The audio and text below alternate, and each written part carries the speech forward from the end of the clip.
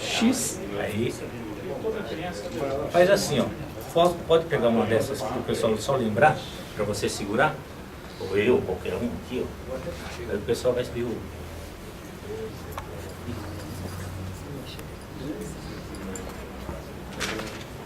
Tá tendo reflexo, brilho? Não. Não. Essa porventura é a Vera Fischer ou é a Prieto?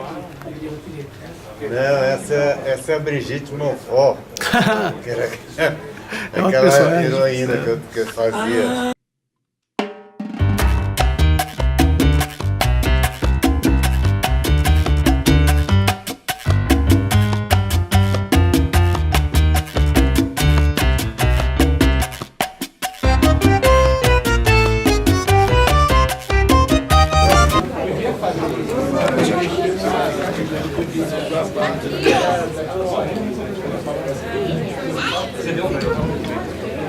Ele podia ir lá. Tudo bem? Vinícius, muito bem-vindo aqui no nosso projeto. Eu queria agradecer porque foi uma oportunidade de eu ver imagens de mulheres seminuas com a permissão da minha mulher. Entendeu? Ela não fez nenhuma objeção sobre isso. Mas você estava olhando as pirâmides. Eu estava olhando as pirâmides. Entendeu? Mas vamos lá. Você é de uma cidadezinha do interior do Rio Grande do Sul, né? Nasci numa cidade chamada Rio Pardo. Aliás, tem aqui em São Paulo uma cidade, Rio Pardo também. Mas a lá do Rio Grande é menor do que a daqui. Mas eu não posso falar muito de Rio Pardo porque eu vivi muito pouco tempo lá e fui logo em seguida para Porto Alegre, minha família se mudou para Porto Alegre e eu cresci em Porto Alegre praticamente. Mas já foi em Rio Pardo que você começou a ter os primeiros Desenho? de desenho, né? Não, eu era muito pequeno. Foi em Porto Alegre, foi numa escola primária que eu comecei a desenhar com mais afinco. Porque naquele tempo, quando existia escola de desenho no primário, na escola pública, a gente tinha professora especializada em desenho. Então, como eu tinha a tendência já natural do desenho, eu fui agraciado com meu benefício das pessoas se interessarem por mim. As professoras se interessavam por mim e me deram dicas e me foram me encaminhando assim mais para... Até nessa fase, eu estava lendo aqui um livro, para quem não sabe, o Gonçalo Júnior fez uma biografia do Benício, e tem uma história engraçada desse seu início, assim, da época da escola, que você fez dois desenhos, que eram um para você e um para uma amiga sua, e quem acabou premiado foi o desenho dela. Eu não me lembro disso. Já está aqui no livro, pelo menos. Não, se está aí é porque aconteceu. Eu não ia. Então, mas você também teve uma outra paixão logo na infância, que foi a música. Você pode contar um pouco disso pra gente? Bom, a música Benício, sempre...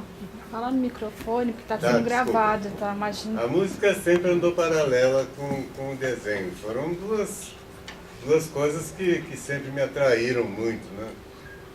Mas só que com o desenho, no início eu trabalhava para poder estudar piano. Meu sonho era estudar piano.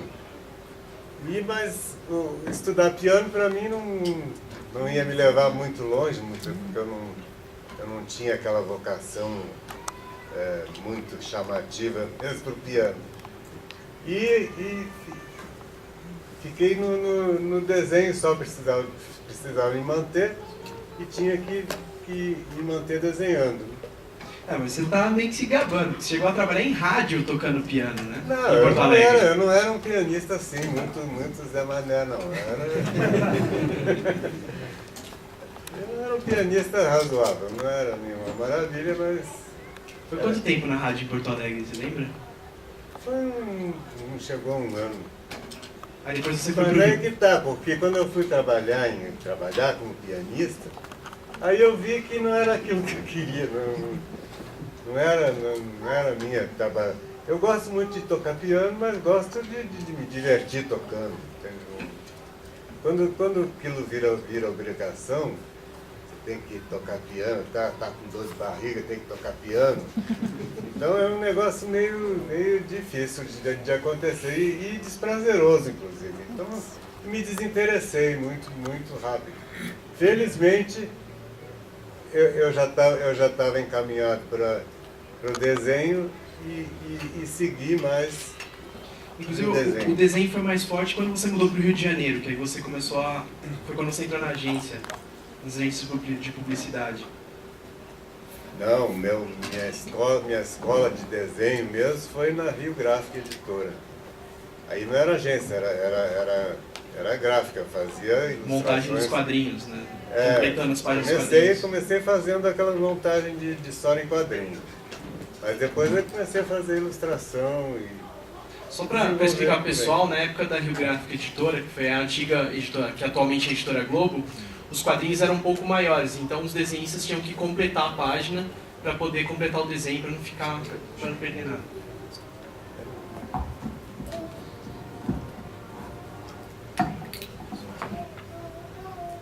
E Benício, na Rio Gráfica você trabalhou com hoje considerados os grandes nomes dos quadrinhos. Você nunca se interessou por fazer quadrinhos? Eu li que você fez Quadrinho é uma poucas questão páginas. de vocação, não adianta você querer se você não tiver vocação para aquilo. Isso, quadrinista, eu tenho para mim que é uma vocação específica. O cara, quando sabe fazer história em quadrinho, faz. Ainda mais eu que trabalhava nesse tempo da Rio Gráfica. Imagina, eu trabalhava com Flávio Colim, e também trabalhava com Gutenberg Monteiro, trabalhava com Lutz. Então, quer dizer, gente dá pesada, assim. Pegando pesado nos quadrinhos. É. Mas, assim, você chegou a fazer algumas páginas. O que você achou? O desenho não combinou? A Fiz um ideia tipo não... de curiosidade só. Não foi nada definitivo, assim.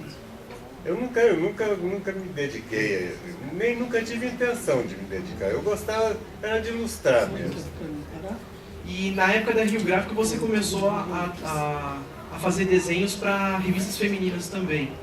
Sim, mas Você chegou pelo menos no que o livro fala, você pegava e colocava ilustrações no seu lugarzinho ali para ver se alguém passa e desse uma olhada. é editora de moda. Eu fazia desenho de moda também nessa época, né? E eu deixava ali, eu fazia meus desenhos e deixava ali jogado na prancheta.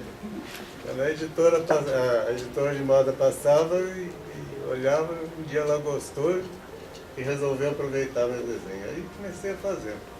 Aí que veio realmente pegando forte na ilustração, porque até então completar os quadrinhos não era algo muito na sua área que você queria. Pois é, era mais pro lado de história em quadrinho do que propriamente ilustração, mas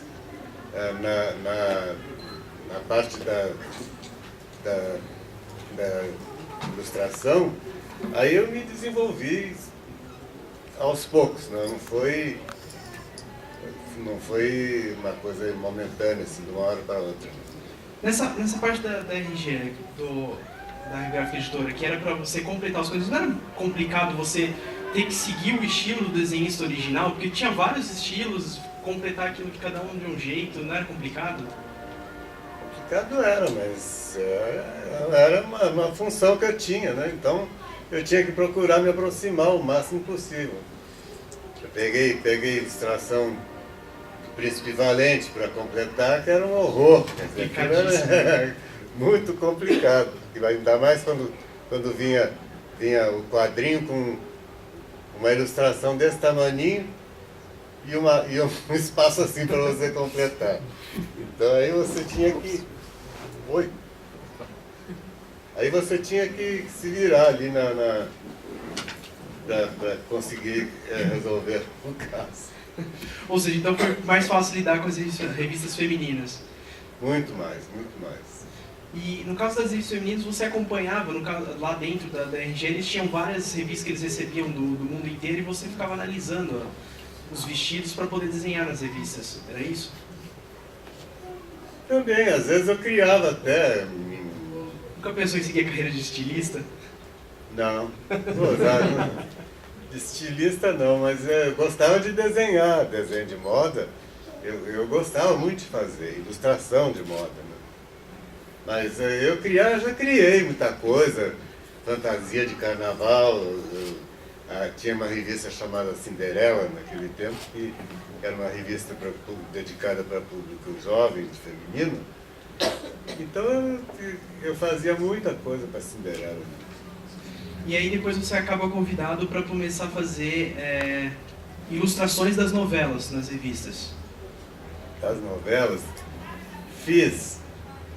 Mas não era nada determinado que eu só ia fazer aquilo. Fiz como uma ilustração. Eles tinham uma parte lá da revista que tratava de novela. Eles romanceavam as novelas. As novelas das rádios. Das rádios, é. Então eu ilustrava essas novelas. Como que funcionava? Você ouvia a novela, recebia a escrita? Não, eu recebia o... Nunca tive paciência para ficar escutando essas coisas. Não dava, né? Ainda mais novela, era chato pra caramba. Quem assistia gostava muito, mas eu não... Mas aí você recebia então uma ideia de como você... eu recebia um sinopse do que tinha que fazer. Nessa época você já desenhava com aquarela ou não? Como é que você fazia os desenhos? Com aquarela eu nunca desenhei, Não? eu desenhava com guache. Com guache, perdão. Mas nessa época já era com guache, tudo... Tudo com guache. E eu não sei se foi nesse período, mas aí você larga o Rio de Janeiro para voltar para Porto Alegre para abrir uma agência de publicidade com seu irmão. Mas isso já foi bem depois. Foi antes, depois, né? Já estava... Você já tinha saído da RG para trabalhar em agência de publicidade na... uma das grandes, inclusive. McCann Erickson. McCann Erickson. Trabalhei na McCann Erickson, depois trabalhei na Denison. Também era uma agência muito grande nessa época. Mas eu fiquei mesmo, eu fui para a publicidade depois de muitos anos, que eu trabalhei 8 anos na Rio Gráfica. Uhum.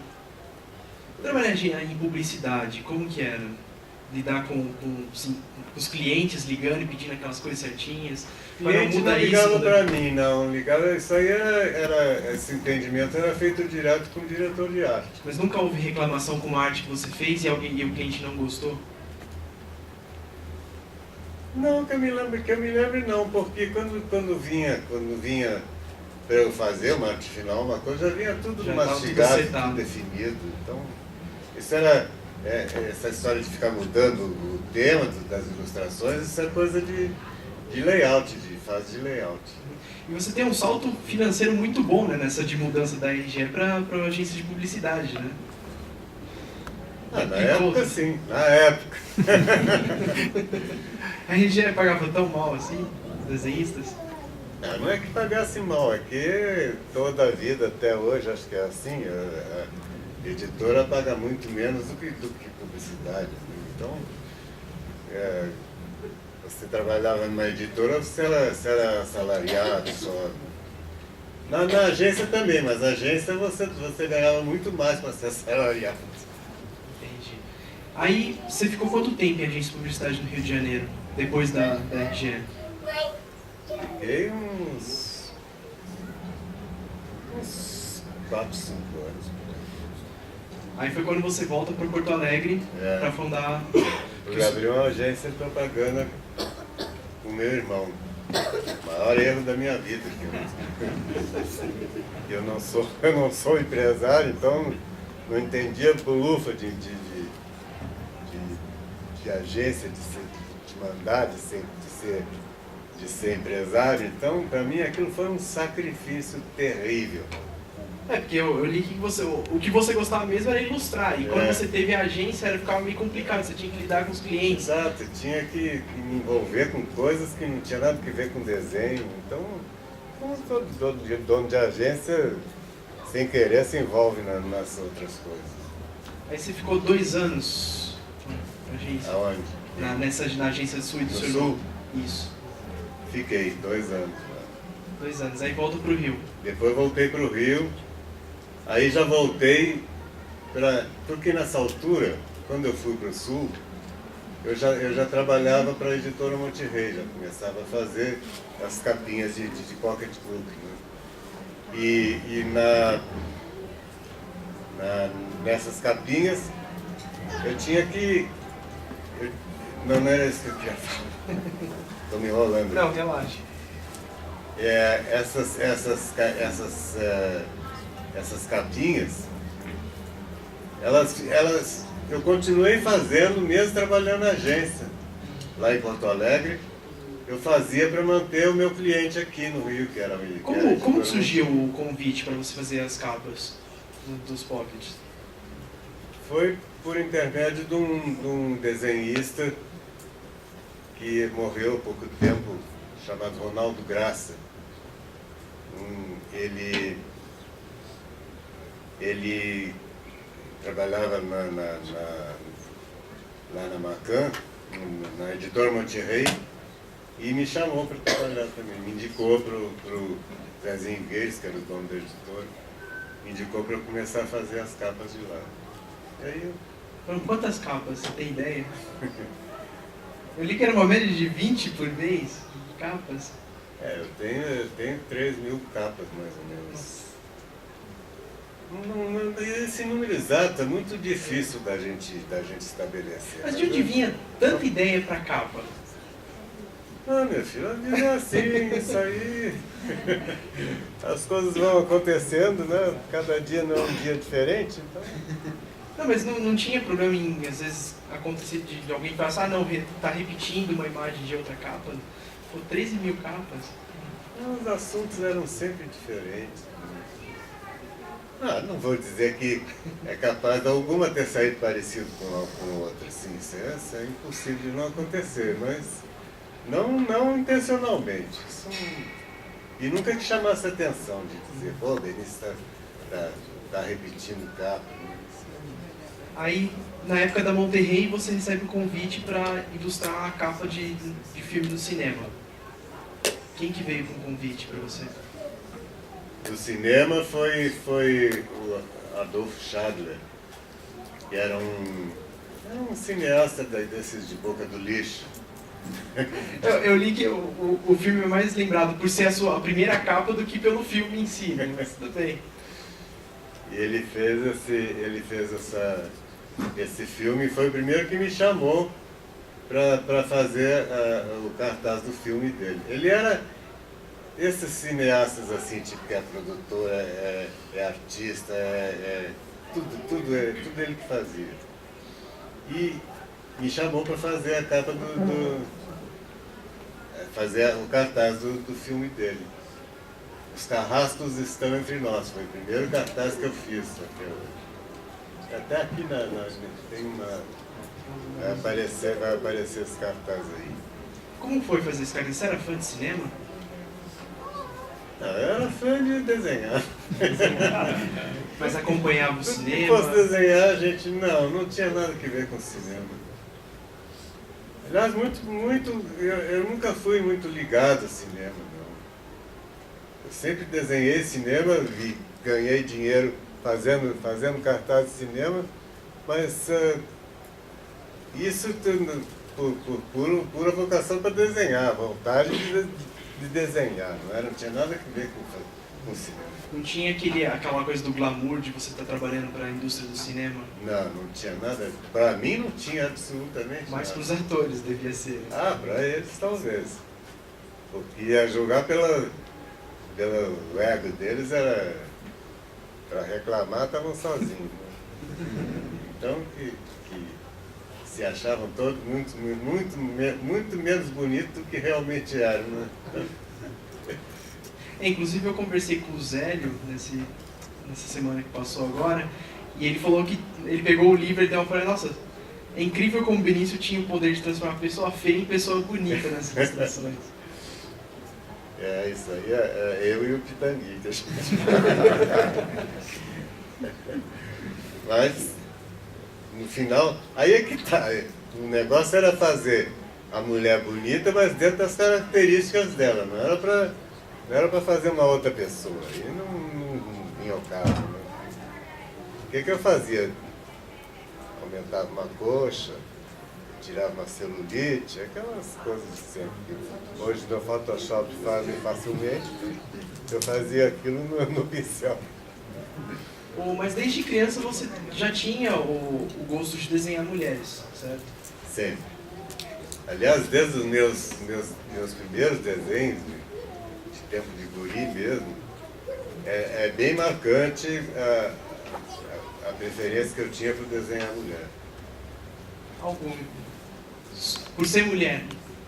Não sei porquê, não tinha... Eu imagino uma criança com 9, 10 anos, o que tem de definido na cabeça para saber que determinava ele a fazer mulher. Não tinha nada. Era tendência mesmo. Que até hoje eu gosto de fazer mulher. Legal que você foi fazendo cada vez mulheres mais bonitas ainda. Tá bom, aí a gente vai aprimorando. Você usava modelo, Vinícius? Às vezes usava. Tinha filmes que eu precisava de referência fotográfica para fazer as cenas do filme. Né? E muitas vezes a cena era feia, a cara da artista estava boa, mas a cena não tinha nada a ver, então eu usava a cara de uma com o corpo dela mesmo de outra foto. Fazia uma mistureba aí. Mas aí você assistia a cena para fazer depois o desenho? Não. Não? Naquele tempo não tinha esse negócio de assistir. Se eu fosse assistir cada cena, eu não fazia nem a metade da produção que eu fiz. Porque não dava tempo. Isso aí era coisa de fazer na hora, resolver e sair ali um atrás do outro. Aquilo era... Não tinha essa coisa de ficar, tem que fotografar primeiro para fazer que nem faz hoje para qualquer desenho de propaganda, por exemplo, você não faz sem ter fotografado antes tudo exatamente como você vai querendo. Você tinha ajuda, Vinícius, para fazer os desenhos? Sempre tive. Não, uma ajuda assim, uma ajuda de tudo que... É um assistente que eu tinha. Um cara que para fazer coisas que não precisava ser feito por mim. Mas em desenho mesmo, no desenho, na criação do desenho, nunca usei outra pessoa, não, era só eu. No caso era letramento das páginas, né? Você usava o ajudante? Não, ele era, por exemplo, eu me encarregava do cartaz, eu entregava o cartaz completo. Naquela época dos anos 70 lá. E aqueles cartazes, eles vinham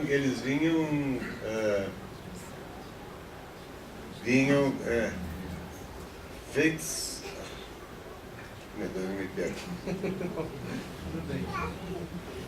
Mas o cartaz era feito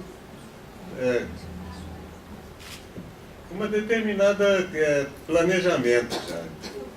Não nada definitivo, mas eu fazia de acordo com o material que eu conseguia. Até porque no caso de fazer capas, eu li que, por exemplo, na Monterrey, o próprio dono da Monterrey que dava todas as ideias de capas, né? Algumas ideias de capas. Ele me dava a sinopse imagina, se eu fosse ler aqueles livrinhos todos, eu estava até hoje lendo o livro. É legal que eu tenho algumas sinopses dele e ele costumava ser bastante abusado em alguns pedidos, né? Porque ele era meio taradão mesmo. Ele já entrava no clima da capa. Ou seja, então meio que houve uma sinergia muito boa entre vocês, né? Sim, isso sempre houve, a gente se deu muito bem, sim. E aí, voltando para a parte do cinema, aí você fez a primeira capa. Como foi surgindo os próximos convites? O pessoal olhou, começou a ver a sua capa e falou... Os cartazes. Foi mais por intermédio do Oswaldo Massarini. O Oswaldo Massarini era o dono da Cinedista aqui em São Paulo. Né? E ele era um dos grandes produtores daquela época. Produziu Independência ou Morte, aqueles filmes assim, e muita porno chanchada. E por intermédio dele foi que eu comecei a fazer com regularidade os cartazes de cinema, de porno chanchado. E aí a gente entra nesse movimento interessante do cinema brasileiro, porno chanchado, que era um meio de tentar driblar a censura, a ditadura na época. A ditadura na época era muito forte, muito acirrada. O pessoal era cheio de coisa para não pode fazer isso, não pode fazer aquilo. Tinha muita restrição. Né? Mas aí eles, naquela época, eu já sabendo como é que era a história, eu sabia até que ponto que podia ir. Então eu avançava até que não fosse perigo de Censurar. de censura. Mas você teve algum problema com a censura em algum momento? Não cheguei por causa disso, não cheguei até por causa disso. Teve uns probleminhas assim, bobos, mas umas coisas que uma vez nunca vamos esquecer. Tinha um cartaz que era, não me lembro mais o nome do filme, mas era o Zé Lilgoy fazendo ela, como é, eu dou o que elas gostam. Era o nome do filme. Típico de porno chanchado. E era o Zé Lilgoy fazendo um sinal assim. Eu dou o que elas gostam. Aí eu digo, meu Deus do céu, isso aí tá pornográfico demais. Eu não sei se vai passar. Fiz o cartaz. Quando foi... Depois veio a censura, brecou o cartaz. Mas sabe por quê? Não foi por causa Do gesto. do gesto, não. Foi porque tinha um camarada, naquelas cenas pequenininhas assim, tinha um camarada que estava baixando a cueca assim, aí parecia um pedaço da bunda dele. Não era nada demais, não. Quer dizer, eles foram implicar com aquilo, ver como é que era hipócrita essa história, né? Implicaram com isso e o principal, que era realmente pornográfico, eles nem se tocaram. Aí na fase da porno chanchada, você ainda, mesmo não os filmes não dando porno chanchada, você também chegou a ilustrar alguns cartazes na época também. Foi o Independência ou Morte, foi um caso deles. Fiz bastante. Mas é porque fica marcado pela porno chanchada pela quantidade que eu fiz, né? Mas o trabalho eu já fiz muito filme, até dito sério. Só que aí nos anos 90 a gente começa a ter um apelo muito forte da fotografia nos cartazes. Aí foi diminuindo um pouco os pedidos, como é que foi acontecendo? Aí foi assim, quando entrou a época do computador, e aquele boom de computador, que todo mundo só fazia tudo com computador, aí eles passaram a fazer cartazes com fotografia, né? Então aí a produção caiu barbaramente. Você já trabalhou com computador? Você trabalha hoje com computador ou não? Não, com computador propriamente não. Eu trabalho como auxiliar. O computador é um auxiliar para mim só. A arte continua sendo na mão mesmo. Ampliar, reduzir, mudar, achatar, essas coisas assim. Você também teve uma parceria muito bacana para fazer as capas os cartazes dos filmes dos Trapalhões, né? Parceria?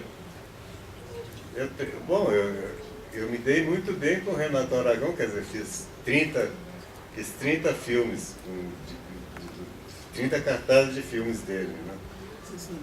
E a gente sempre se deu muito bem. O Renato Aragão, ele é um cara muito, muito positivo, assim, ele sabe o que ele quer, ele diz o que ele quer. E claro, assim, ele é muito bom de trabalhar por causa disso. Não deixa, vamos ver como é que fica, entende? Faz assim para ver como é que fica. Não tinha isso, não. Já era, o que ele queria já estava definido. Voltando um pouco, você sempre teve um apoio muito forte da sua mãe, né? Que sempre guardou todos os seus primeiros trabalhos, são todos guardados por ela, né? É. Como que foi a relação com a família nesse seu trabalho com as mulheres? Não tinha ninguém fazendo... Mãe é mãe, né? Então, eu fazia... Ela não via nunca o lado erótico do meu trabalho. Ela viu o artístico. É. Ainda mais que a minha mãe era muito católica, muito... Então, mas o bom disso tudo é isso, é que ela via pelo lado artístico da história e me apoiava por esse lado.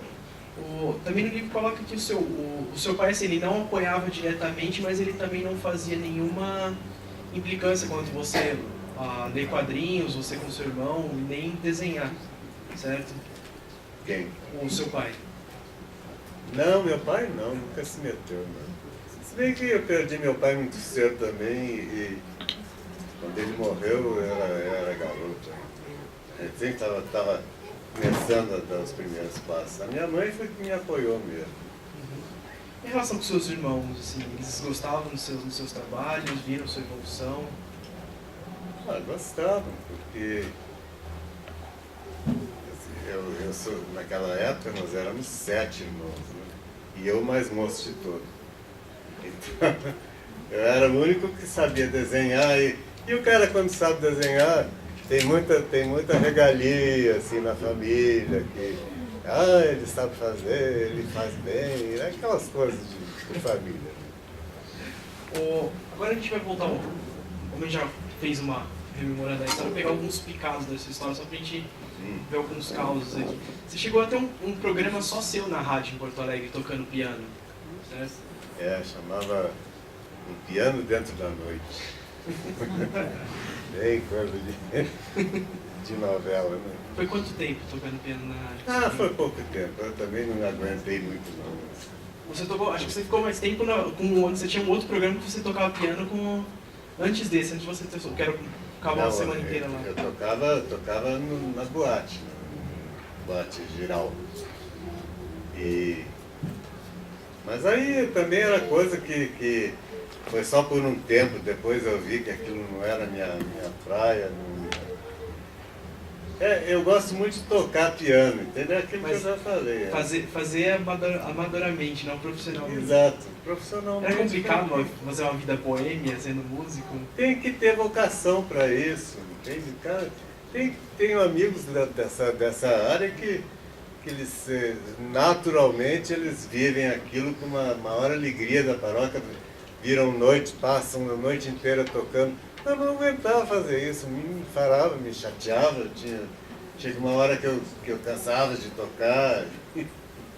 Mas aí quando você vai para o Rio de Janeiro, você acaba ficando porque você encontrou uma professora de desenho, de piano. De piano. Que gostou de você tocando. Eu achava que eu ia me desenvolver como pianista. Mas aconteceu isso. Eu fui, quando eu comecei a estudar mais a fundo, eu vi que não era aquele meu caminho, não. Mas foram quantos anos tendo aula de piano? Eu estudei 9 anos de piano. 9 anos. Toca até hoje ou não? Não, hoje não, que a minha mão não me permite mais tocar, mas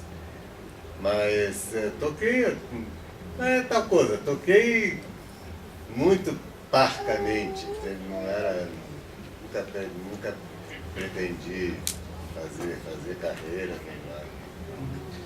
A sua esposa você conhece no Rio de Janeiro, quando você vem pra... Eu conheci no Rio. Ela fazia o que na época? Era estudante apenas? Ela era professora. Professora? Aí vocês De começaram a namorar. piano. Não era de piano, não. Não era professora de piano. Não. Ela gostava do seu trabalho? Ela te acompanhava? Como que era? Minha esposa? É. Claro, poxa, minha esposa foi a grande incentivadora que eu tive na minha vida. Ela nunca implicou com esses caras? Não, ela só implicava quando umas saidinhas lá resolviam se debruçar no piano. Quando eu estava tocando, qualquer coisa, em seguida vinha uma, já ficava ali fazendo pose para mim. Né? Aí ela ficava mal da vida. Acho que até por isso você acabou largando o piano, vamos ficar de desenho. E no caso, você chegou a trabalhar numa agência de publicidade em Porto Alegre antes de ir pro Rio, não foi? Antes de vir para o Rio. Antes de ir pro Rio. O meu primeiro emprego foi numa agência de publicidade chamada Clarim. E você sai porque houve uma certa implicância do seu superior por causa do... Porque ele era alemão, né? Então ele era aquele alemão rígido, aquele cara que eu, com 14 anos, eu não queria 14 saber. anos? Eu não queria saber de tacão em cima de mim, né? Então. Mas aí depois que você sai, ele foi falar com a sua mãe. Pois é. Ou seja, o que aparentemente ele não gostava de eu você. me chateei lá e resolvi sair de uma hora para outra, assim. A minha mãe nem sabia que eu tinha saído. Quando eu cheguei em casa, que eu contei para ela que eu tinha saído da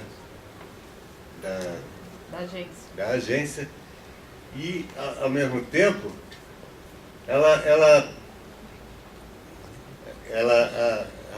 minha mãe... Não, eu tô com a minha cabeça... É porque ele foi falar com a sua mãe. Deixa eu tomar uma água. Quer tomar uma água?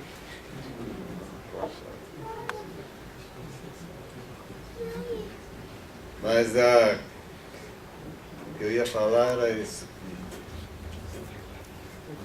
A minha mãe me apoiava sempre. O que ele estava falando mesmo? Você Da falou que ela não agência. sabia que você tinha saído da agência. Ah, pois é, era isso. E não sabia que eu tinha saído.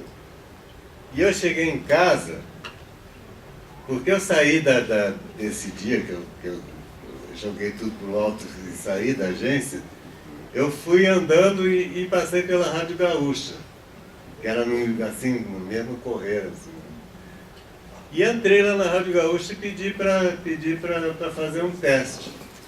Veja como são as coisas. Consegui fazer um teste. Consegui falar com todo mundo que tinha que falar lá na rádio. Enfim, fui aprovado como pianista, com o teste que eu fiz. Agora eu era menor de idade, né? Então tinha que sair... Autorização dos pais. Imagina, minha mãe não sabia nem que eu tinha saído Da agência. da agência. Eu chego em casa dizendo que eu ia ser pianista de rádio. Já viu, isso aí meu filho se perdeu. Né? Porque, Elisa, a sua mãe, ela não tinha visto você tocar até que ela foi numa festa. Isso Você foi numa festa, aí você começou a tocar e mandaram chamar ela. Isso foi no princípio. Você leu bem o livro, olha só. Já conheceu o assunto. Mas ele... Foi assim mesmo. Chamaram minha mãe para me ver tocar. E eu tocava de ouvido, evidentemente. Né? Garoto ainda. Aliás, tanto no piano, no início, quanto no desenho, você foi autodidata, né? Também. No desenho você nunca chegou a fazer aula em si? Não. Eu fazia aula... Na escola, com as professoras de desenho, que elas se dedicaram além do que seria normal para um aluno de escola primária. Entendeu? Elas me deram muita base, muita atenção e muito incentivo também. Mas foi isso, quer dizer, depois dali Eu segui. Mas, o engraçado é que foi curioso, né? No mesmo dia você pede demissão, você passa na rádio e você acaba encontrando todo mundo que precisava encontrar lá. Pois é, meu. E ainda sai de lá já entregado. Aí foi quando você começa a trabalhar nesse programa, depois você tem o seu, aí depois você sai e vai pro Rio de Janeiro morar na casa do seu irmão, certo? É. Aí você ficou quanto tempo morando na casa do seu irmão até se estabelecer no Rio? Aí em seguida eu fui trabalhar na boate, né? E meu irmão morava longe da boate, da Zona Norte. E as boates eram todas na Zona Sul. E era uma distância muito grande. Então eu tinha que... Foi quando eu resolvi alugar um apartamento por minha conta. Como rolou o convite da RGE para você trabalhar lá? Por causa do piano também. Do piano. Eu precisava trabalhar. E existia um desenhista na revista... Como era o nome da revista? Rio, parece. Chamado Martim Garcia. Ele me indicou para... Ele era da Vida Doméstica. Não sei se vocês lembram dessa revista. Vida Doméstica. Ele não tinha espaço na Vida Doméstica e me indicou para Rio Gráfico. Aí lá eu fiz um teste e comecei a trabalhar na Rio Gráfico. E ficou 8 anos. Fiquei 8 anos. Tiago, eu queria só perguntar uma coisa que é anterior, que é da parte do... Benício, você teve as professoras, né, de escola, que não é uma grande base para o desenho, mas quais foram suas influências, o que você observava de desenho e o que te inspirava no desenho nessa época? Naquela época o que me inspirava eram as revistas americanas, né? Lembra que existiam aquelas revistas na Coles e tinha a Post, né?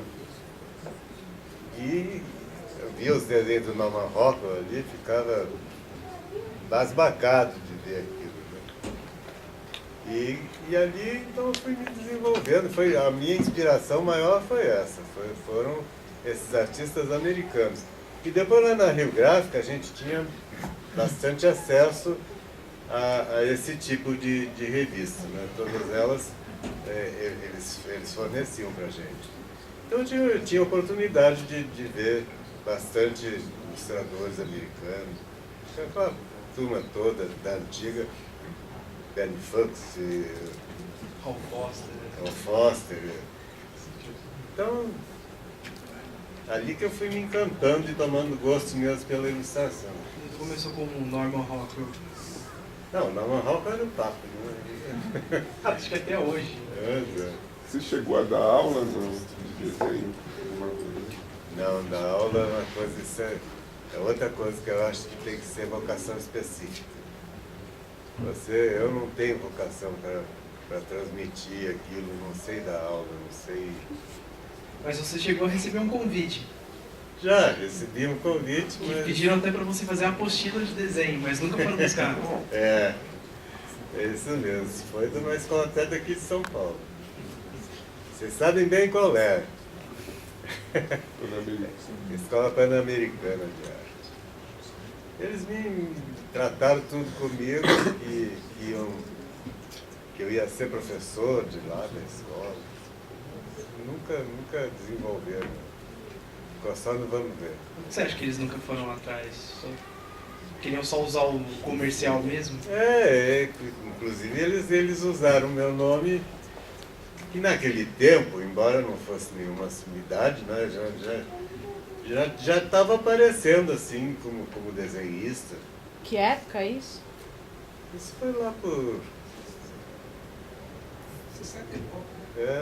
Década de 60. Por aí.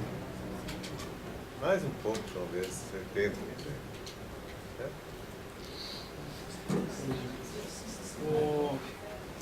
Agora que eu me perdi. Desculpa, Thiago, Não, a tudo gente bem. entrou no meio dessa... A gente estava depois da... Quando ele sai do Clarim e passa na rádio e pega o emprego de... Isso, aí a gente foi pro Rio de Janeiro. E aí você ficou 8 anos na RG e vai trabalhar na agência de publicidade. Tipo, vamos voltar nesse ponto, né, Eric Marques? Como foi trabalhar as marcas? Era tudo... Você chegava a dar ideias? Como é que funcionava?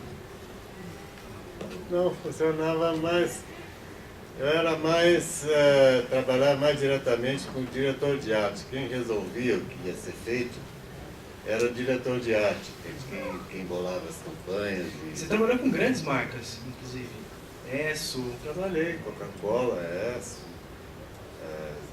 Shell. Tinha o elefantinho da Shell, não sei se vocês lembram. Eu fazia também, eu cheguei a desenhar o elefantinho da Shell. E outras também. Mas tudo daquele tempo, do tempo da Macan, que foi quando eu me desenvolvi na propaganda, mais ou menos. Entendi. Como você considerava o seu status na época? Você já se considerava um bom desenhista? Eu não, nunca me considerei nada. Eu sou muito desligado dessas coisas, sinceramente. Não é grupo nem nada me fazendo. Mas eu gostava era de desenhar, de fazer, me chamava, eu fazia. E muitas vezes até, sei lá, talvez até tenha feito coisa que não devia ter feito. Quer dizer, nunca fiz nada que pusesse contra a minha posição de homem, de desenhista, mas a gente vai fazendo. Eu gostava de desenhar, o que me chamasse eu fazia. Então nunca fui ligado com esse negócio de status. Esse negócio de eu ficar conhecido, isso tudo veio naturalmente. Nunca forcei nada para isso. Mas, sim, por exemplo, no caso você desenhava para as revistas de moda. Você já chegou a ver algumas mulheres na época andando com as roupas que você desenhava? Eu não. Não? Chegou, não reparava nisso? Não, nunca reparei. Tinha colegas que... Tinha um colega chamado Arlô Ribeiro também, que era figurinista dessa época. E ele fazia coleções, negócio do tempo da Bangu, né? A Bangu tinha uma publicidade, uma tecelagem, uma publicidade muito grande. E eles viviam fazendo promoções com a marca do Bangu. E esse meu amigo, ele criava coleções para Bangu. Mas se eu quisesse, poderia ter me empenhado, se eu quisesse ir para esse lado, mas não era aquilo que eu gostava. Era ilustração. Eu gostava de ilustração.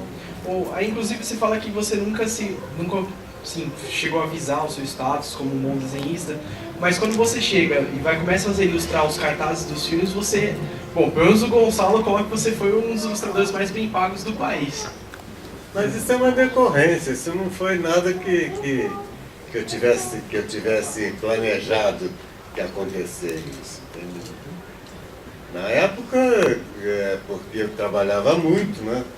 Então você sabe que quando a concorrência é grande, o seu preço naturalmente aumenta, você tem que aproveitar a maré, né? Mas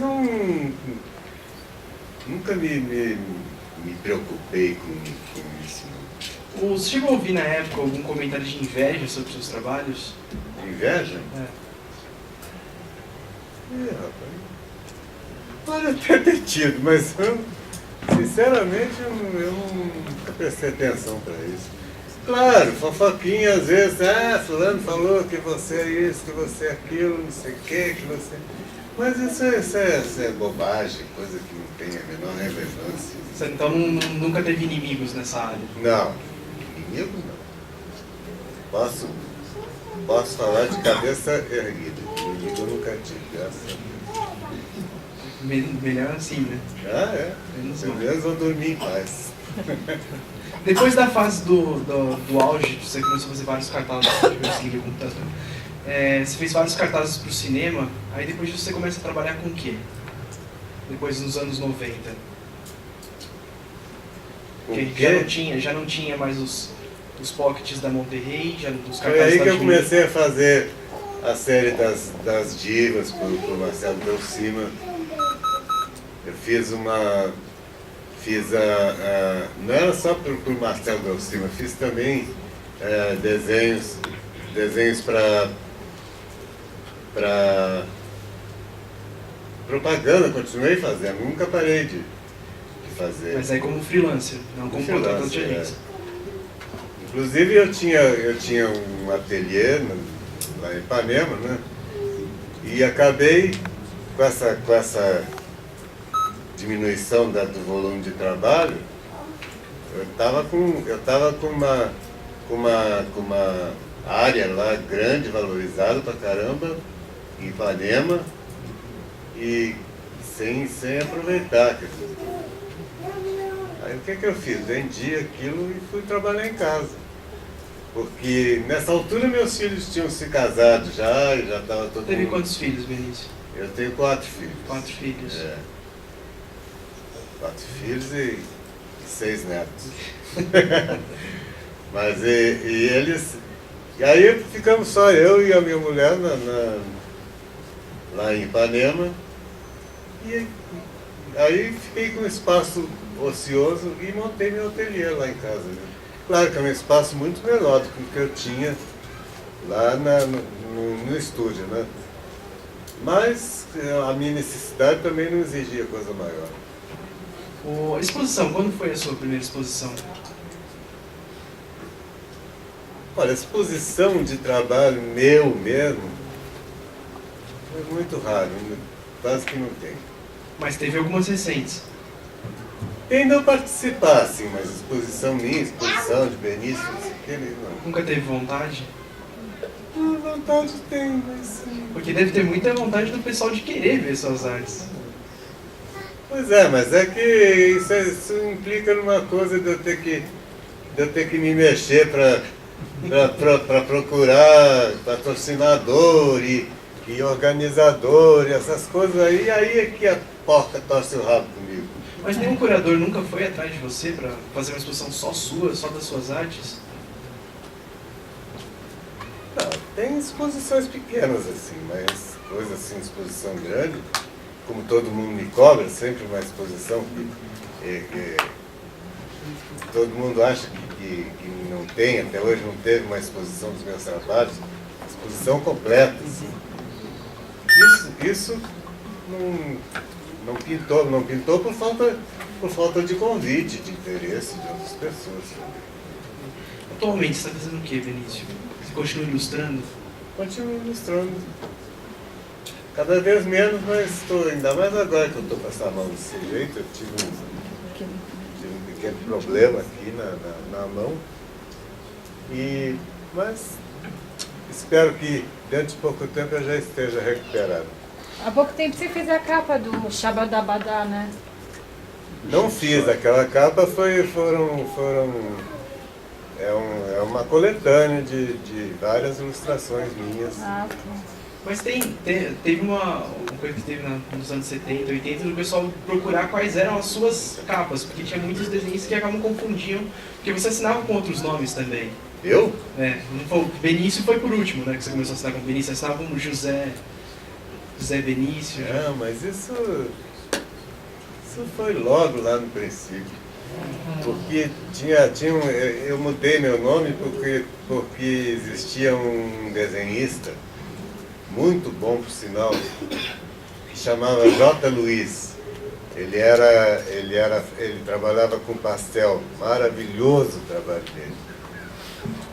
E ele assinava J. Luiz, então ficava muito parecido com o meu nome, que era José Luiz, eu assinava José Luiz também. Então aí que eu resolvi adotar o Benício, porque quem tinha que mudar era eu, cara, bem mamoso. Você veio por último, né? É. Mas você já era conhecido como Benício ou não, entre seus amigos? Ou te chamavam de José Luiz? Não, me chamava de José Luiz. Aí depois passou a ser o Benício mesmo. É porque desde que eu comecei a trabalhar com ilustração, Aí já foi Benício mesmo. Quando eu assinava o José Luiz, ainda era no princípio de coisas que eu fazia para coisa de trabalho particular, essas coisas. Entendi. Vai explodir um também. Bom, queria abrir para perguntas. Alguém tem alguma pergunta para fazer para o Benício? Peraí.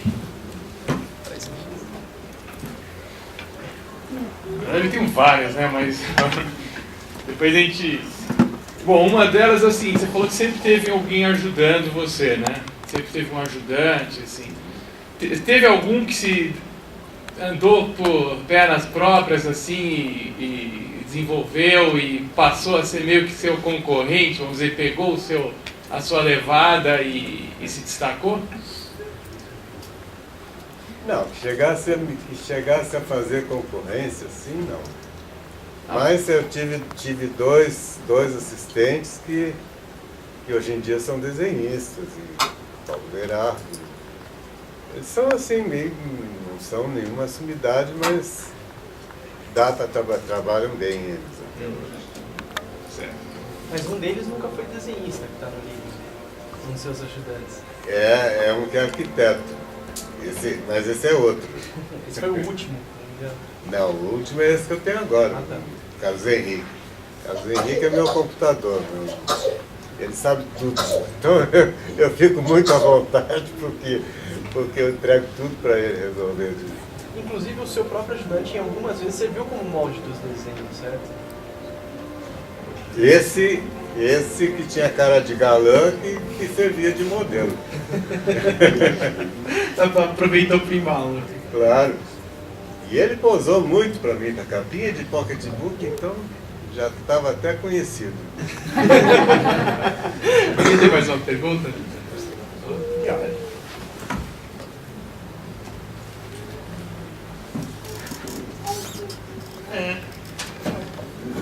Se tem assim algum livro, sem ser só a capa, o livro inteiro ilustrado.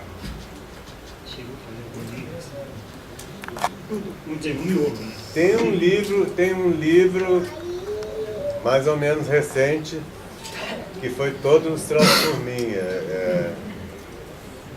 Não é o nome do livro, meu Deus. Fecha. É um livro sobre filosofia indígena. E então eles fizeram esse livro, eu ilustrei ele todinho, são, sei lá, cento e tantas páginas. E encontra esse livro aí? Hã? Ainda existe nas livrarias? Tem. Dá o nome, como é que é? Pois é, estou querendo me lembrar aqui. Não consigo. Você lembra a editora, Benício? Hã? Editora, você lembra? Ou o autor? Então, mas esse é o Xabadabadá que eu acabei de falar. Não é esse, não. O Xabadabadá é a capa.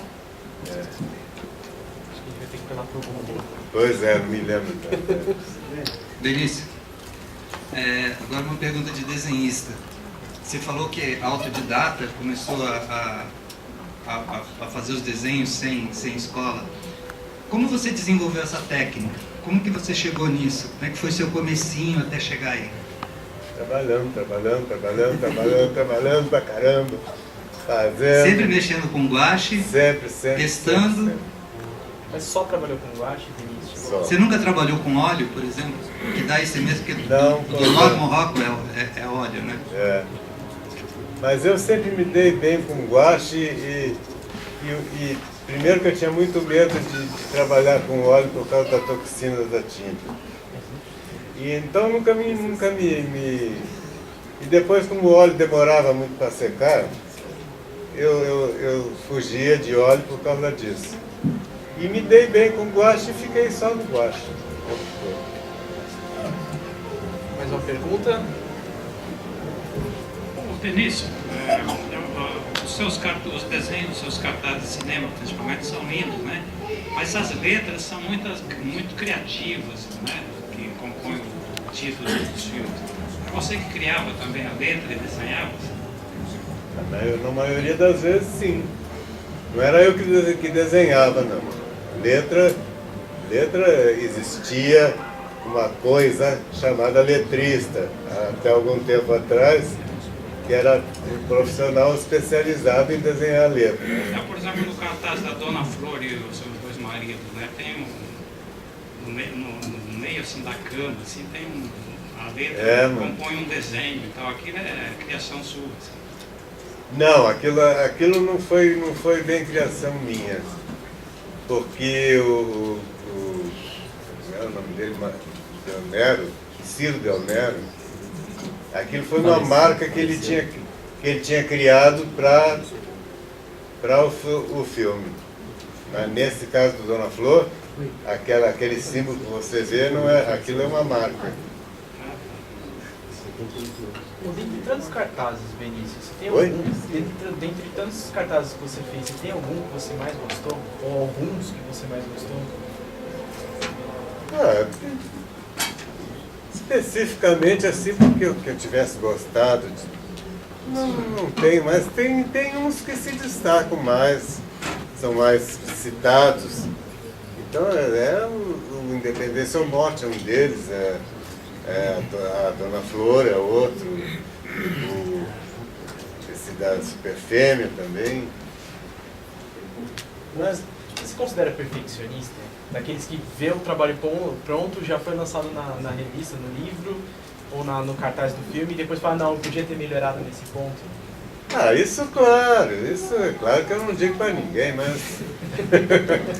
mas tudo que você faz é assim, rapaz. Você acaba de fazer, você passa a analisar aquilo e invariavelmente você nota coisas que você poderia ter melhorado. Eu conversei com o Zé e ele falou assim que o trabalho pronto para ele é o ponto em que ele vem, e depois disso ele esquece. Mesmo que ele veja, ele fala, morreu aqui.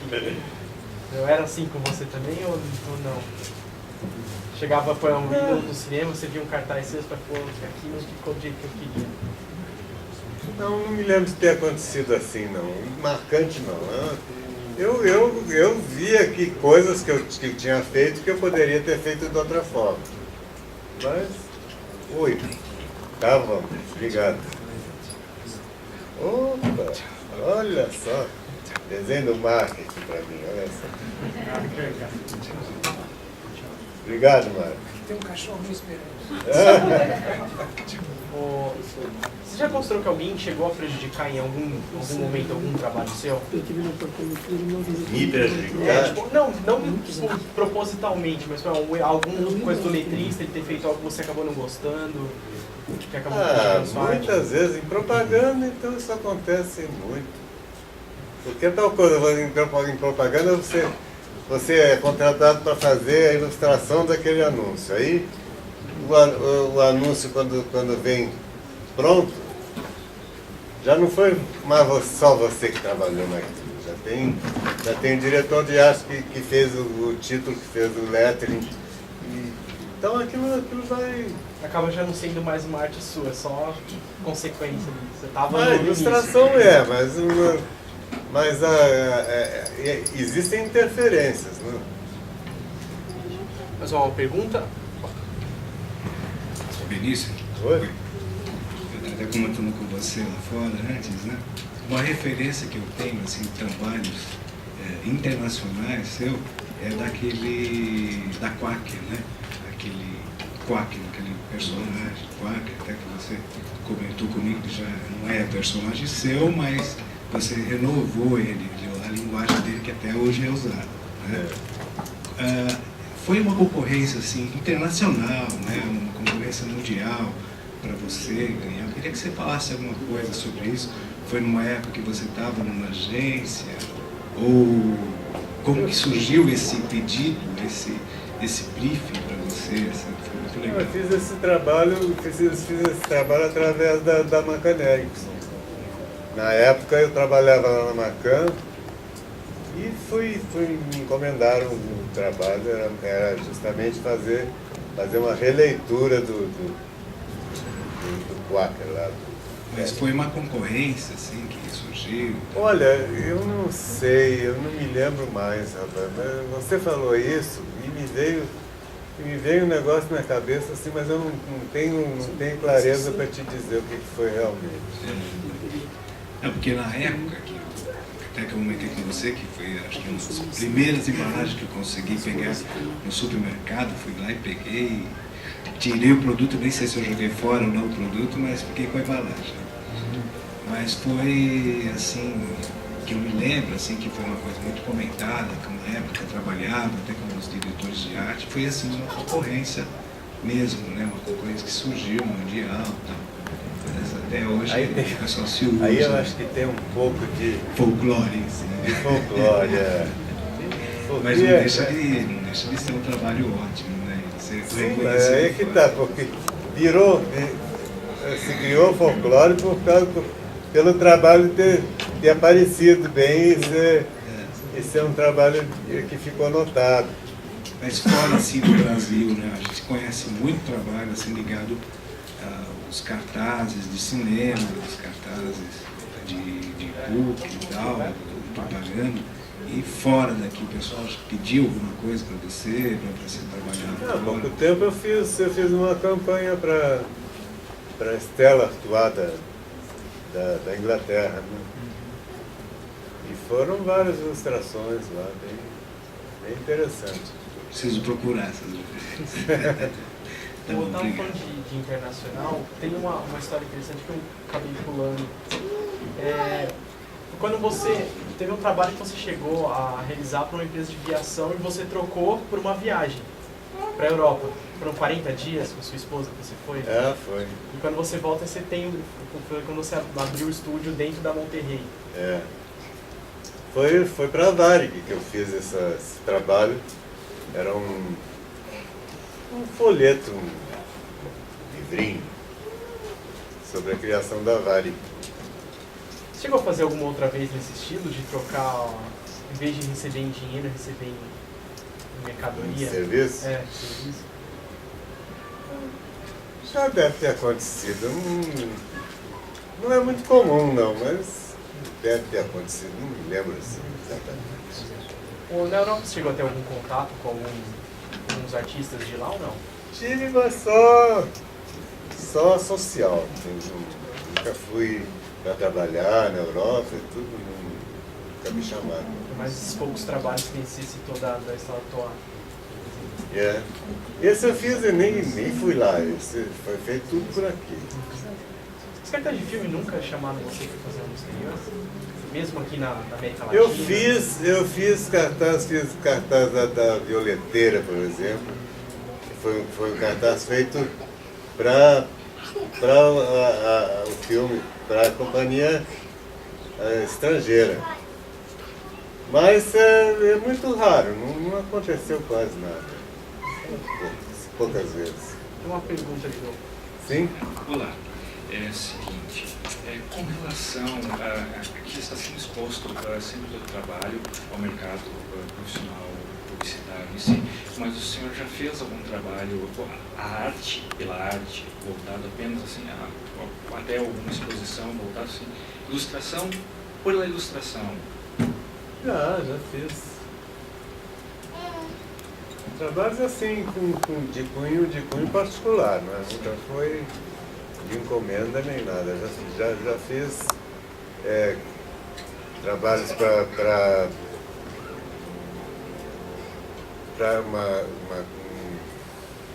um negócio de música,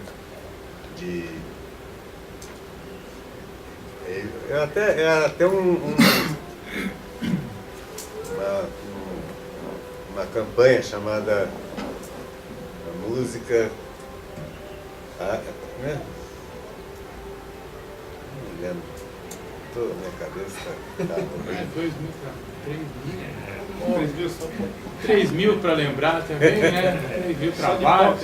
Essa é coisa de velho mesmo, pode deixar. Com relação a isso, eu iria continuar. O senhor tem um processo absurdo, muito grande. Eu ia comentar como é esse processo criativo, como é médio, o tempo de duração para a produção de uma ilustração, que o senhor tenha feito, qual é a sua forma de trabalho?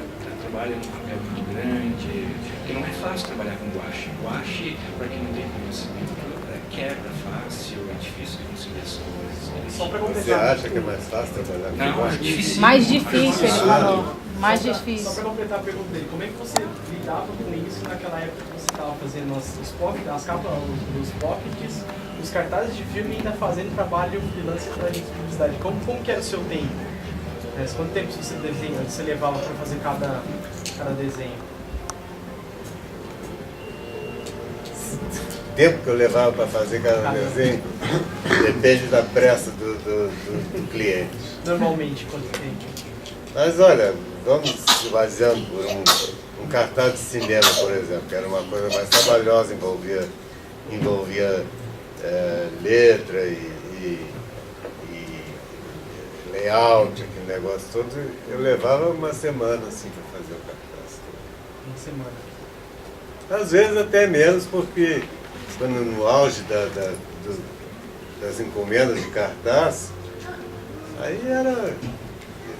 Teve dia de eu fazer, sei lá, de fazer cartaz em 3, 4 dias. Um pocket assim era mais rápido, então? Muito. Quanto tempo, mais ou menos? Isso aí, um dia eu já fiz muitos. Qual era o tamanho original desse trabalho? Do trabalho desse filme? E o cartaz de filme era bem maior? Era 3? Cartaz de filme era. Cartaz de filme era 70 por 50. Por isso demorava tanto tempo, assim. Tem mais um. Por favor. É o seguinte, hoje em dia tem muito policiamento assim, em relação à imagem das pessoas, né? Então, você utilizar a imagem de alguém numa campanha, etc., isso aí sempre dá processo, é uma coisa complicada. E eu vi já muitos trabalhos seus, de campanhas até, como é o caso do Copacabana Palace, e muitas outras também, às vezes anúncio de revista, porque eu sei que você pegava muita referência de revista para fazer as pessoas, você sempre se baseava muito em pessoas. E eu consigo reconhecer muita gente famosa até nos pockets. Assim, eu vejo de onde você pegou, eu consigo identificar. Você nunca teve problema desse tipo, assim, de algum processo, ou alguém reclamar que você usou a imagem dele para vender um determinado produto? Porque aquilo não era autorizado, logicamente, né? Por exemplo, o David Niven naquela campanha era autorizado? Como é que funcionava? Não, ali não existia aquela foto. Eu usei a cara do David Niven, mas tentando disfarçar um pouquinho, sem... Dá pra ver que ele... Não, mas a intenção era lembrar que fosse ele mesmo. Mas nunca tive problema nesse sentido, não. Só com que não foi comigo, foi com a Fernanda Abreu, que tentou processar lá a agência por causa do anúncio do Copacabana Palace, que ela disse que era a cara dela, que não tinha autorizado. E coitado, Fernando Abreu nem tinha essa bola toda para... por exemplo, essa daqui, né, essa em preto e branco aqui, eu vejo a Vera Fischer, assim, claramente. Eu vejo a imagem da Vera Fischer. Ou Adriana Prieto. Pode ser, eu vejo a Vera Fischer. Isso que eu falei, é meio complicado. Tá vendo? É aí. Você lançar dúvida. É verdade. Porque hoje em dia isso, né? Eu trabalho especificamente com ilustração para publicidade e eu sei o quanto que dá de problema isso, assim, até é tão complicado que até você usar, por exemplo, um prédio, por exemplo, eu pegar e fazer uma ilustração e ter um MASP lá, eu vou ter processo, ou a agência vai ter processo por estar usando a imagem do MASP naquela propaganda. Aquilo tem que ter autorização. Então, assim, até coisas que são públicas, que está no espaço público, tudo, hoje em dia é linha dura, assim, em termos de pessoal faturar em cima. Por isso que eu estou perguntando, porque eu vi muita coisa sua que eu reconheço as pessoas, assim, né?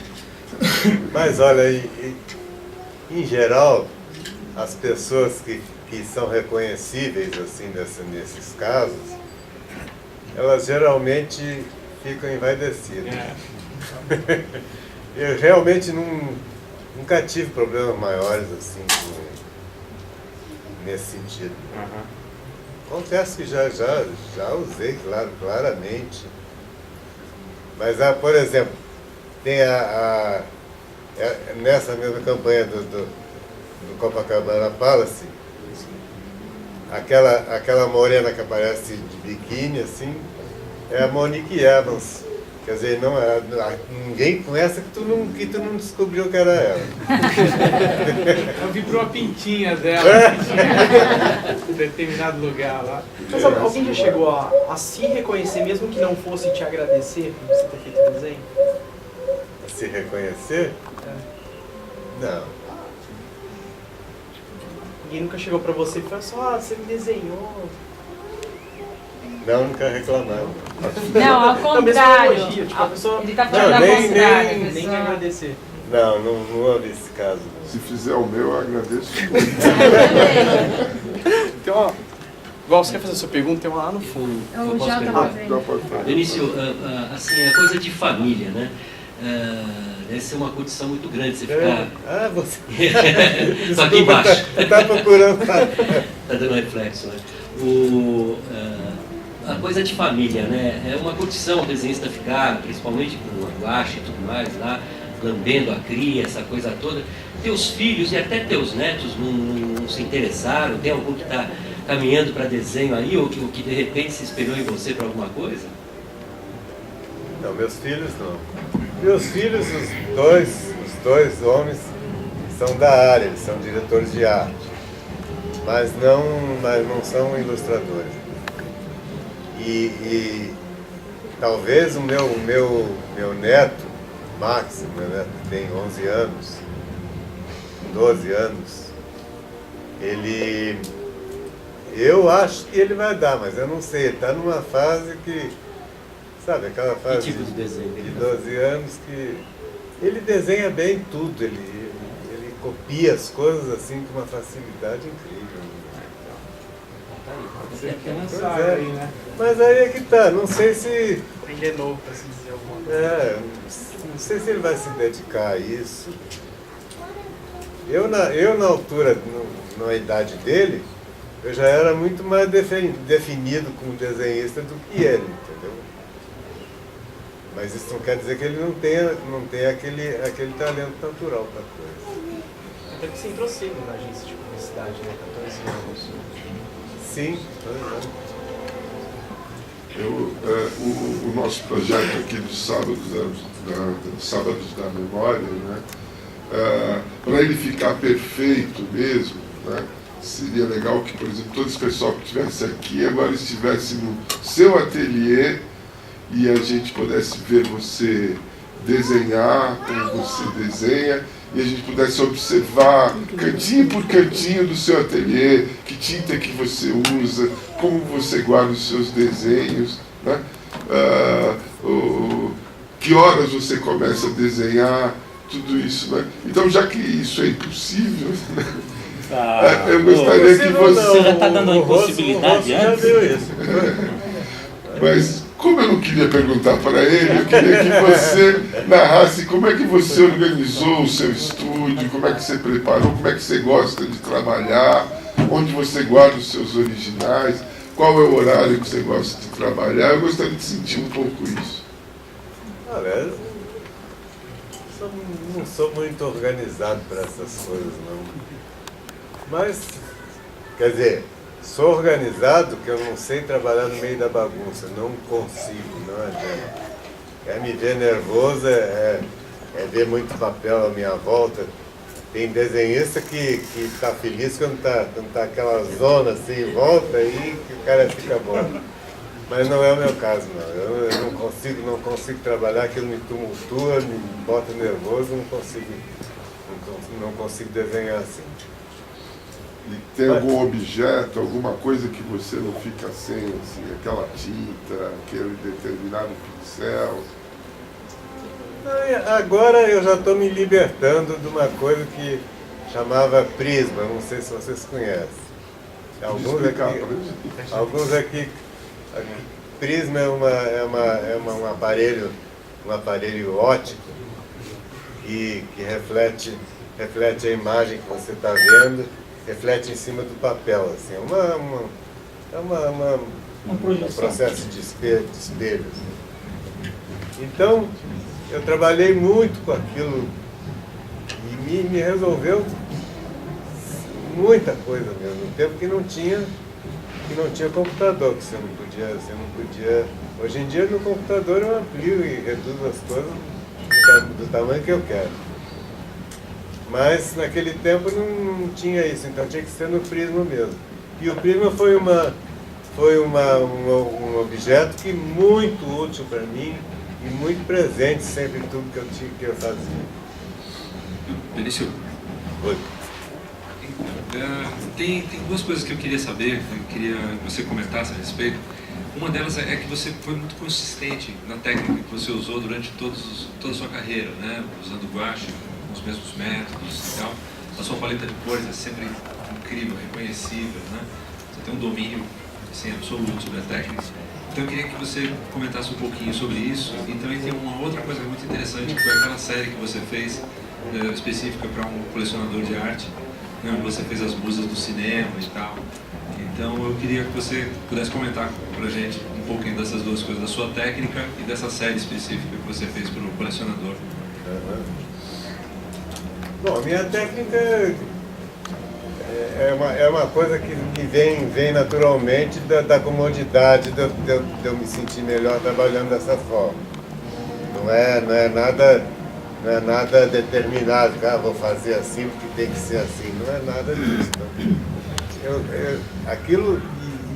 Eu me habituei a trabalhar assim e fui cada vez, conforme você vai fazendo, vai ficando mais fácil. Isso aí, o guache é uma técnica muito difícil de se aprender. Mas quando você pega um pouquinho do domínio do guache, você deslancha, aí ele começa a te auxiliar. Então, o guache te dá essa oportunidade de você fazer muitas coisas. E a outra coisa que você perguntou foi das divas, né? Aquilo faz parte de um colecionador que ele o primeiro trabalho que ele me encomendou foi um retrato da Carmen Miranda, que hoje em dia foi usado como selo do centenário da Carmen Miranda. Esse trabalho faz parte de uma coleção de 40 e tantos retratos que eu fiz de divas do cinema. E não foram publicados, não é nada, só para trabalho artístico. Um acervo pessoal dele. É. Ele não tem ideia de publicar esse material mesmo? Tem e vai publicar. Ah, vai? Vai. Ah, legal. Tem muita coisa dele. Mas é isso aí. Ele é um cara que chegou a mim por causa desses cartazes de cinema.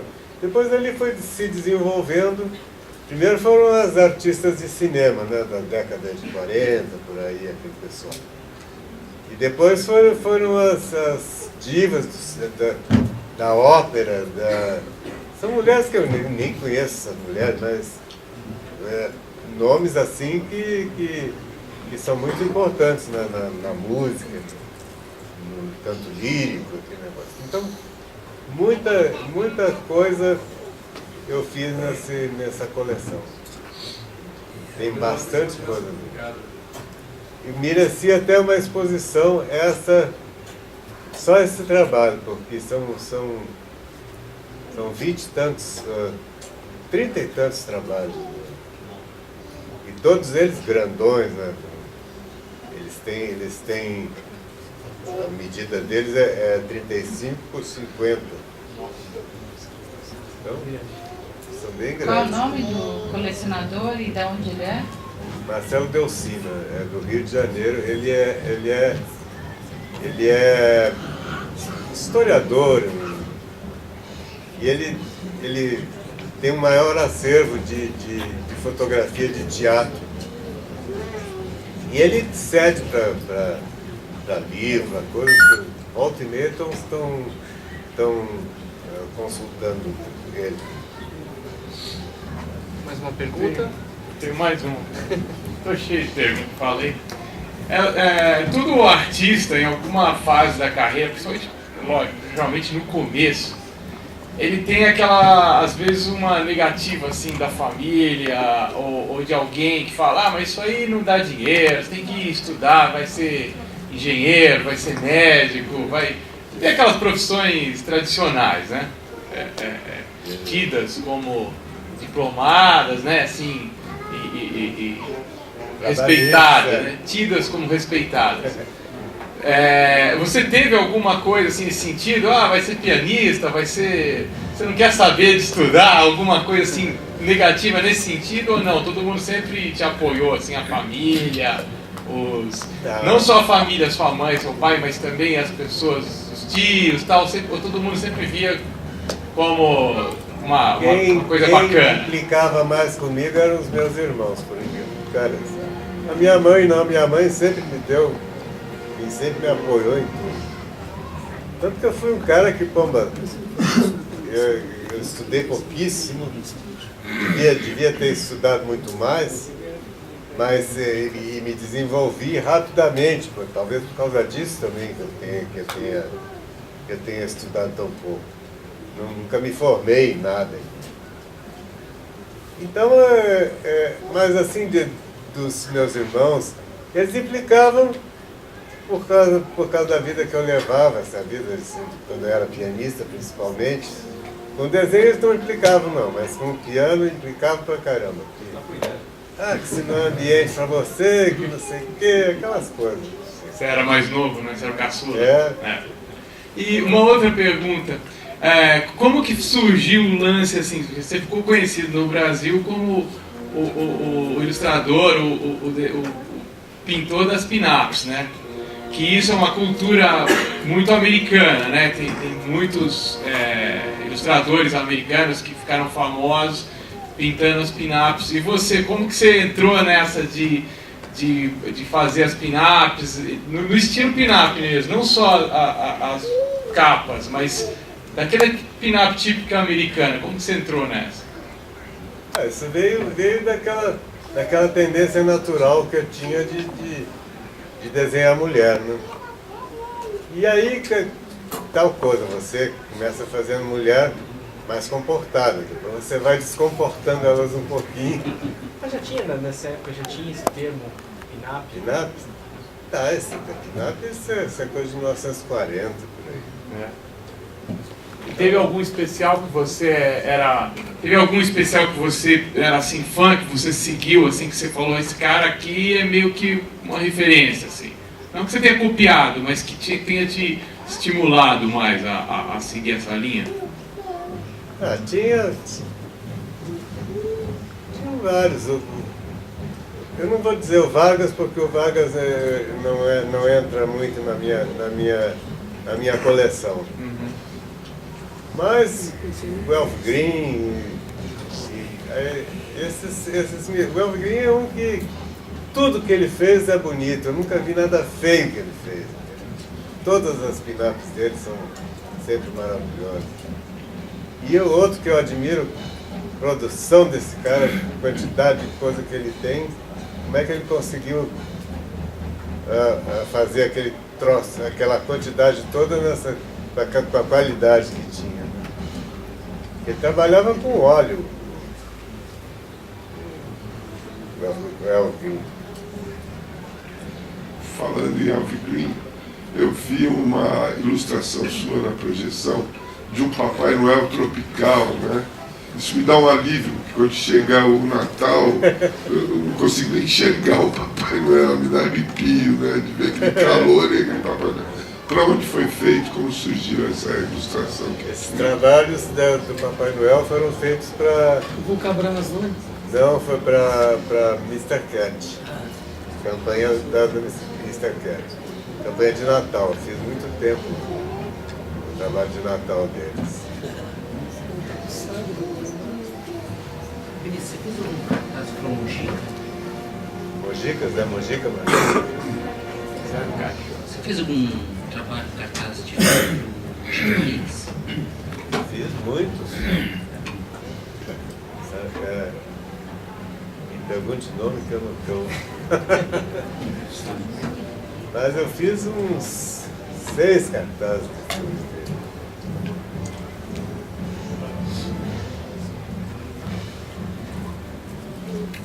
Benício, Oi. fala dos seus prêmios. Quantos prêmios você Olha, eu ganhou? sou um cara que nunca fui muito premiado, não. Curioso. Pois é, porque... Tirando não sei o se- talento. Hã? Tirando o talento, né? Sim. Que é um prêmio. Mas eu não sei se é porque eu nunca me empenhei, nem nunca me envolvi.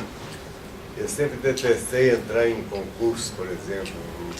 Não tenho paciência para isso. Então, isso me faz ficar meio que na encolha, assim. Os prêmios que eu recebi foi coisa espontânea, que não dependeu de nenhum marketing meu para conseguir alguma coisa. E quais foram? Porque os prêmios que eu recebi? Sim. E recebi vários prêmios colunistas. Eu dou tanta importância para isso que eu nem me lembro do nome. O prêmio Abril você recebeu? Prêmio Abril você recebeu? Abril? Não. Não. Beleza, o que eu pude notar, você dá muita... se liga muito para a ilustração, mas não liga muito para qual é o resultado das pessoas vendo sua obra. Para você fez a sua parte fazendo a ilustração. O que me parece é isso. É o que me dá mais prazer. Nunca foi aquela questão, não, vou fazer um desenho desse jeito porque eu quero que as pessoas vejam isso. Foi mais para o prazer, o seu foi mais o fazer. Assim. Isso é verdade. Mais alguém? Pergunta? Não? Então agora a gente vai partir com uma parte agora do nosso projeto no qual a gente vai concretizar sua mão. Vai ficar meio ruim, né?